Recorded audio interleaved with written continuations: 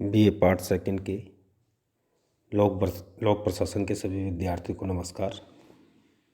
आज हम राज्यपाल पद एवं शक्तियों के बारे में जानकारी प्राप्त करेंगे।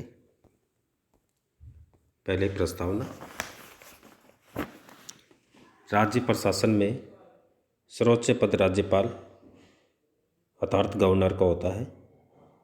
भारत में राज्यपाल का चयन अमेरिका की भांति जनता द्वारा निर्वाचित पद्धति से नहीं होता है, बल्कि हमारे यहाँ राज्यपाल राष्ट्रपति द्वारा नामजद व्यक्ति होता है। ब्रिटिश शासन काल में चूंकि प्रांतीय सरकारें चलाने का कार्य गवर्नर करता था, अतः राज्यपाल के लिए गवर्नर शब्द प्रयुक्त होता है। वर्तमान में राज्यपाल के पास ब्रिटिश शासन काल की भांति असीमित शक्तियाँ नहीं हैं, बल्कि अब राज्य का पद राष्ट्रपति की भांति केवल नाम मात्र के संवैधानिक प्रमुख का है। पूर्व में राज्यपाल को राज प्रमुख भी कहा जाता था। भारत के संविधान के अनुच्छेद 153 के अनुसार प्रत्येक राज्य में एक राज्यपाल होगा। 2 या 2 से अधिक राज्यों के लिए एक ही राज्यपाल भी हो सकता है। भारत में प्राय उत्तरी पूर्वी छोटे राज्यों में एक राज्यपाल दूसरे राज्य के कार्य भी देखता है।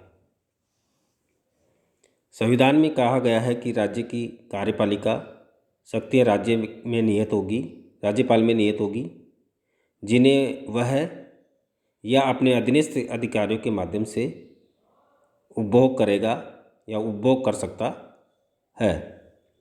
यहाँ अधीनस्थ अधिकारियों से तात्पर्य मंत्रिमंडल या लोक सेवकों से है। अब देखेंगे राज्यपाल की योग्यताएं। संविधान के अनुच्छेद 157 के अनुसार किसी भी व्यक्ति को राज्यपाल के रूप में नियुक्त होने से पूर्व निम्न योग्यता होनी चाहिए। पहली योग्यता है वो भारत का नागरिक हो। दूसरी है 35 वर्ष की आयु पूरी कर चुका हो। तीसरी है संसद या राज्य विधानमंडल के किसी सदन का सदस्य न हो। चौथी है वह किसी लाभ देने वाली सरकारी पद पर कार्यरत न हो।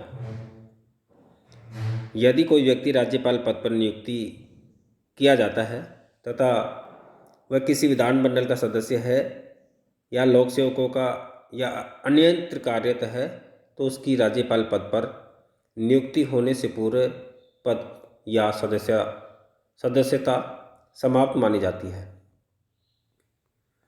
संविधान में राज्यपाल हेतु किसी प्रकार की शैक्षणिक योग्यता निर्धारित नहीं की गई है, किंतु इस पद पर नियुक्ति का निर्णय केंद्रीय मंत्रिमंडल की इच्छा पर निर्भर करता है। सामान्यतः राजनीतिक दलों के नेताओं, मंत्रियों, सांसदों, विधायकों, विशिष्ट योग्यता प्राप्त गैर राजनीतिक व्यक्तियों, शिक्षाविद इत्यादि को इस पद पर नियुक्ति किया जा रहा है। संविधान निर्माताओं के समय संविधान सभा ने यह अपेक्षा की गई कि राज्यपाल का पद ऐसे व्यक्ति को नियुक्त किया जाए जो उस राज्य का निवासी न हो जहां उसे राज्यपाल पद धारण करना है। वह उस राज्य की जनता तथा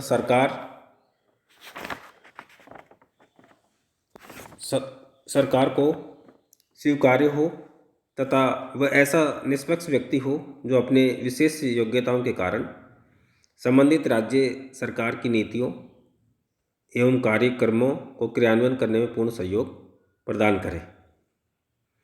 स्वतंत्रता के पश्चात पंडित जवाहरलाल नेहरू तथा लाल बहादुर शास्त्री के प्रधानमंत्रित्व में यह परंपरा विकसित हुई कि राज्यपाल की नियुक्ति के पूर्व केंद्र सरकार संबंधित राज्य सरकार से परामर्श कर लेती थी, किंतु 1967 के पश्चात राज्यपाल का पद पूर्णतः राजनीतिक दांवपेचों में उलझता चला गया, जो आज तक एक विवादित बिंदु बना हुआ है। संविधान के लागू होने से लेकर आज तक राज्यपाल की नियुक्ति के क्रम में एक परंपरा बरकरार है। वह यह है कि अभी तक भारत में किसी भी राज्य में ऐसा व्यक्ति राज्यपाल नहीं बनाया गया है जो उसी राज्य का रहने वाला हो। ये तो उसकी योग्यता हमने देखी। अब यह चयन एवं उसकी नियुक्ति। भारत में राज्यपाल का चयन कनाडा की भांति संघीय सरकार करती है। संविधान के अनुच्छेद 155 के अनुसार राष्ट्रपति अपने हस्ताक्षर तथा मोहर सहित एक अधिपत्र वारंट जारी करता है जिससे जो राज्यपाल नियुक्ति संबंधी होता है। संविधान निर्माताओं के समय यह प्रश्न भी विवादित का विषय था कि राज्यपाल जनसाधारण द्वारा चुना जाए अथवा केंद्र सरकार द्वारा नाम निर्देशित किया जाए। इस विषय पर वाद विवाद के पश्चात उभरी सहमति तथा देश की तत्कालीन परिस्थितियों को देखते हुए संविधान सभा ने नामजद राज्यपाल की नियुक्ति का प्रावधान संविधान में किया। अब देखिए इसका शपथ ग्रहण।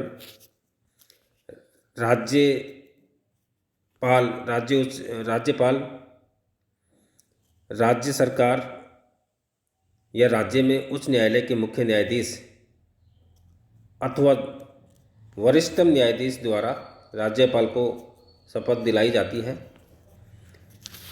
अब इसका कार्यकाल और पद मुक्ति के बारे में देखेंगे। संविधान के अनुच्छेद 156 के अनुसार राज्यपाल राष्ट्रपति के प्रसाद पर्यंत अपना पद धारण करेगा। सामान्यतः यह कार्यकाल 5 वर्ष का होता है, किंतु राष्ट्रपति कभी भी राज्यपाल को पद मुक्त कर सकता है। लेकिन राज्यपाल को हटाने के आधार तथा प्रक्रिया का संविधान में कहीं भी कोई उल्लेख नहीं है।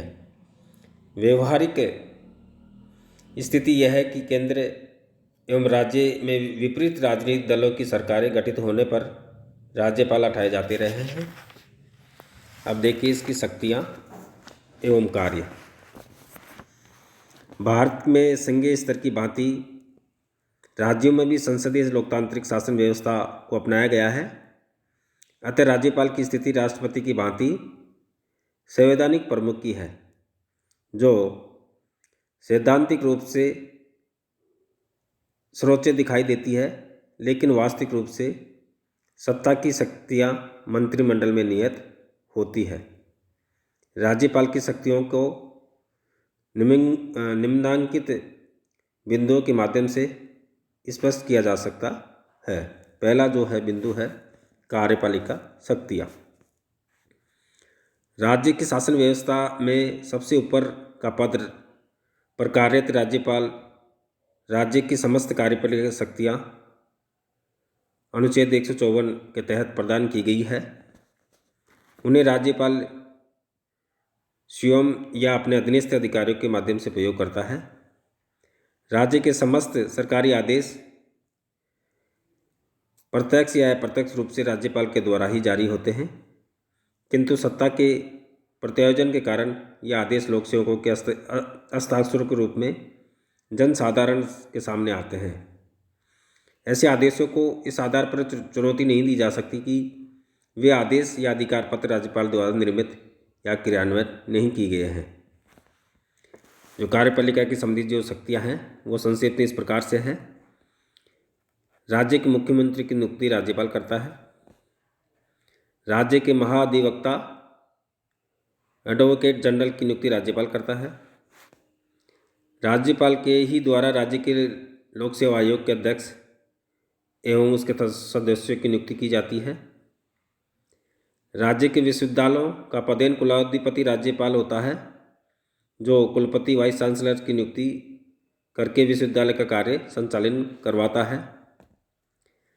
राज्य के उच्च न्यायालयों के न्यायाधीशों की नियुक्ति के क्रम में राज्यपाल राष्ट्रपति को परामर्श प्रदान करता है। राज्यपाल विभिन्न विभागों के मंत्रियों के कार्य बंटवारे हेतु आवश्यक नियम निर्मित करता है। राज्य सरकार से संबंधित महत्वपूर्ण नियम विनियम या अध्यादेश जारी करता है। राज्य विधानसभा के अध्यक्ष उपाध्यक्ष का पद रिक्त होने पर नए अध्यक्ष उपाध्यक्ष की नियुक्ति राज्यपाल द्वारा विधायकों में से ही की जाती है। लोकायुक्त की नियुक्ति तथा उसके कार्यकाल का निर्धारण राज्यपाल करता है। तो ये प्रमुख कार्यपालिका शक्तियाँ थी। अब देखेंगे विधायी शक्तियाँ। राज्यपाल की विधायी शक्तियाँ इस प्रकार है। राज्य विधानमंडल का सत्र आहूत करना, विधानमंडल को संबोधित अभिभाषण देना, विधानमंडल के सत्र का अवसान करना, राज्य विधानमंडल को भंग कर सकता है, विधानमंडल के पास विचाराधीन कोई प्रकरण भेज सकता है, विधानमंडल के जो बिल का अनुमोदन कर सकता है, प्रदान करता है, और राज्यपाल अनुच्छेद 213 के माध्यम से अध्यादेश जारी करता है। और जिन राज्यों में द्वितीय सदन विधानमंडल की व्यवस्था है वहाँ उस सदन में राज्यपाल द्वारा 1.6 सदस्यों की नामजद करने का अधिकार है। जो शिक्षा, विज्ञान, साहित्य, कला, समाज सेवा इत्यादि क्षेत्रों से विशेष ज्ञान प्राप्त प्रसिद्ध व्यक्ति अनुभव प्राप्त होते हैं उनको राज्यपाल नियुक्त करता है। अब देखिए न्यायिक शक्तियाँ। अनुच्छेद 161 के अनुसार राज्यपाल को किसी अपराध के लिए सिद्ध दोष किसी व्यक्ति के दंड को क्षमा, विराम, परिहार, अविलंबन करने और लघुकरण करने की शक्ति प्राप्त है। और राज्यपाल राष्ट्रपति की भांति कुछ न्यायिक शक्तियाँ, लेकिन मृत्युदंड को वो समाधान नहीं कर सकता। अब इसकी सविवेकी शक्तियाँ हैं। सविवेकी शक्तियों में सबसे पहले जो विवेक शक्तियाँ हैं, जो निर्णय राज्यपाल को राज्य की राजनीतिक या प्रशासनिक परिस्थितियों को देखते हुए अपने विवेक के आधार पर करने होते हैं, वे सविवेकीय शक्तियों के अंतर्गत सम्मिलित है। भारत में राज्यपाल के पद से संबंधित विवादित मुद्दे मुख्यतः राज्यपाल की सविवेक शक्तियों से जुड़े हुए हैं।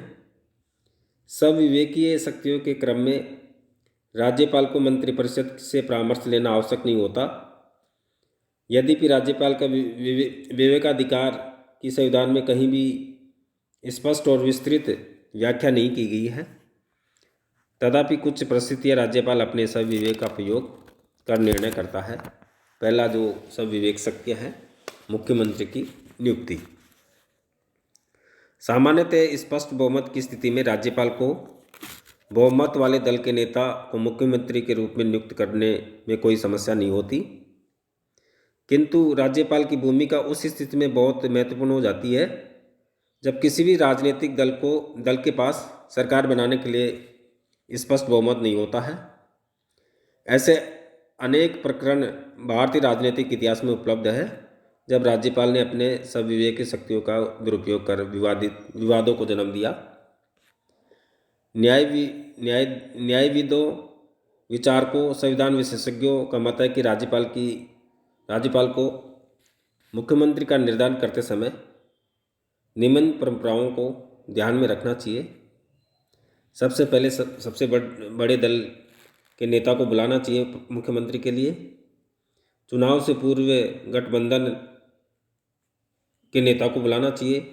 अविश्वास प्रस्ताव पारित होने पर विरोधी दल के नेता को बुलाना चाहिए। दल बदल या चुनाव के पश्चात बने गठबंधन के नेता को बुलाना चाहिए। ये एक परंपरा है। लेकिन मुख्यमंत्री की नियुक्ति संबंधी जो किसी भी राजनीतिक दल को स्पष्ट बहुमत नहीं प्राप्त होने की स्थिति में वो अपना सविवेकी शक्तियों का प्रयोग करता है। दूसरा जो सविवेकी शक्ति का है, मंत्रिमंडल को भंग करने की शक्ति उसके पास। संविधान के अनुच्छेद 164 के अनुसार राज्य मंत्रिमंडल या मंत्रिपरिषद या मंत्रिमंडल के सदस्यगण राज्यपाल के प्रसाद पर्यंत अपना पद धारण करते हैं, किंतु वस्तुस्थिति यह है कि राज्यपाल स्वेच्छा से में किसी भी मंत्रिमंडल को पदस्थ नहीं कर सकता, क्योंकि संसदीय शासन व्यवस्था में मंत्रिमंडल तब तक कार्य करता रहेगा जब तक कि विधानमंडल का विश्वास उसे प्राप्त है। अनुच्छेद 154 में ये स्पष्ट कहा गया है कि मंत्रिमंडल अपने कार्यों के लिए विधानसभा के प्रति सामूहिक रूप से उत्तरदायी होता है। राज्यपाल द्वारा इस विवेक की शक्ति का भी बहुत बार दुरुपयोग किया गया है कि जब बिना परीक्षण के मंत्रिमंडल को भंग किया जाता है। तीसरा, जो विधानसभा विघटन करने की उसकी सब विवेक शक्ति, अनुच्छेद 174 में राज्यपाल को विधानसभा को आहूत करने, सत्रावासन करने तथा आवश्यकता होने पर भंग करने का अधिकार प्रदान करता है। सामान्यतः 5 वर्ष की अवधि से पूर्व विधानसभा को भंग नहीं किया जा सकता, किंतु यदि कोई मंत्रिमंडल सदन में अपना बहुमत खो देता है तथा वैकल्पिक सरकार गठित न हो पाए तो राज्यपाल विधानसभा भंग कर सकता है। कई बार ऐसा भी होता है कि जब कोई मंत्रिमंडल विधानसभा में पराजित हो जाता है तथा राज्यपाल को विधानसभा भंग करने की सलाह देता है, ऐसी स्थिति में राज्यपाल का सब विवेक महत्वपूर्ण हो जाता है कि अपराजित मंत्रिमंडल की सलाह स्वीकार की जाए। जो अंतिम जो सब विवेक शक्ति है, राज्य में आपातकाल हेतु राष्ट्रपति को परामर्श। भारत में केंद्रीय राज्य संबंधों का एक सर्वाधिक ज्वलंत प्रश्न है। संविधान के अनुच्छेद 356 के अनुसार यदि राज्यपाल को ये लगे कि राज्य में संविधान के प्रावधान के अनुसार शासन नहीं चलाया जा सकता तो राष्ट्रपति को यह सूचित करके कि राज्य में राष्ट्रपति शासन लागू कर देना चाहिए। यदि राज्यपाल किसी राज्य को संवैधानिक विफलता की सूचना राष्ट्रपति को नहीं देता है तो भी राष्ट्रपति स्वयं भी संतुष्टि पर राज्य में राष्ट्रपति शासन लागू कर सकता है। राज्य में राष्ट्रपति शासन के समय राज्य की समस्त शक्तियाँ राष्ट्रपति या संसद के अधिकार क्षेत्र में आ जाती है, जो राज्यपाल द्वारा निर्वाहित की जाती है। शुरू में राष्ट्रपति शासन की घोषणा 2 माह के लिए और उसे संसद 6 माह के लिए एक बार बढ़ा सकती है, लेकिन ऐसी उद्घोषणाएँ 3 वर्ष तक अधिक नहीं हो सकती। तो ये राज्यपाल की सब विवेक की शक्तियाँ थी। धन्यवाद।